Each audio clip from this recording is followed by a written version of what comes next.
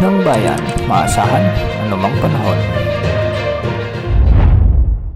Magandang araw po sa ating lahat. Narito na ang latest update sa lagay ng ating panahon ngayon at sa susunod na 24 oras. Sa kasalukuyan ay nakakaapekto ang shear line sa bahagi ng Southern Luzon, samantalang Northeast Monsoon naman ang siyang nakakaapekto sa nalalabing bahagi ng Luzon.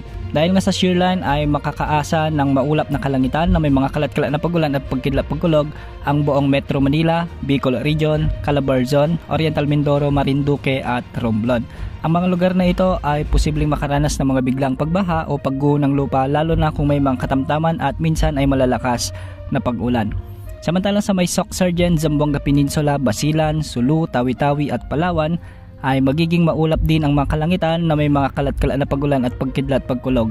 Dulot naman ito ng Intertropical Convergence Zone, kaya posible ang mga lugar na makaranas ng mga biglang pagbaha at pagguho ng lupa kung may mga umiiral na katamtaman at malalakas na pag-ulan. Pinag-iingat natin ang ating mga kababayan lalo na sa Mindanao na ilang araw ng inuulan dulot ng ITCZ. Samantala, makakaranas din ng maulap na kalangitan na may mga pag-ulan ang malaking bahagi ng Cagayan Valley, Cordillera Administrative Region at Aurora.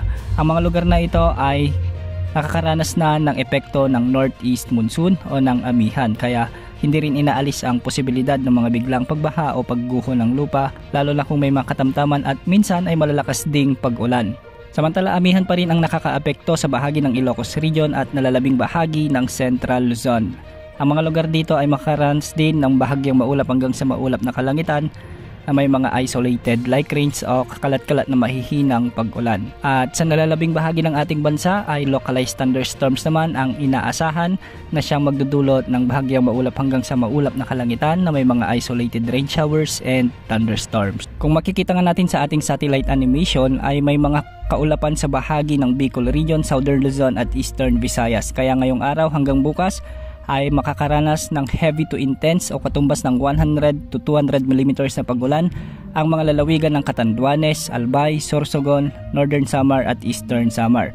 Posible namang makaranas mula ngayon hanggang bukas ng moderate to heavy o katumbas ng 50 to 100 mm na pagulan ang malaking bahagi ng Laguna, Batangas, Quezon Province, Camarines Norte, Camarines Sur, sa may Marinduque, Oriental Mindoro, Romblon, Aklan, ang Masbate, sa may Samar, sa may Biliran, Leyte at Southern Leyte. Pinag-iingat natin ang ating mga kababayan dyan dahil posible ang mga pagbaha at pagguho ng lupa. Yan munang update sa lagay ng panahon. Ito po ang weather update ng bayan, maasahan anumang panahon.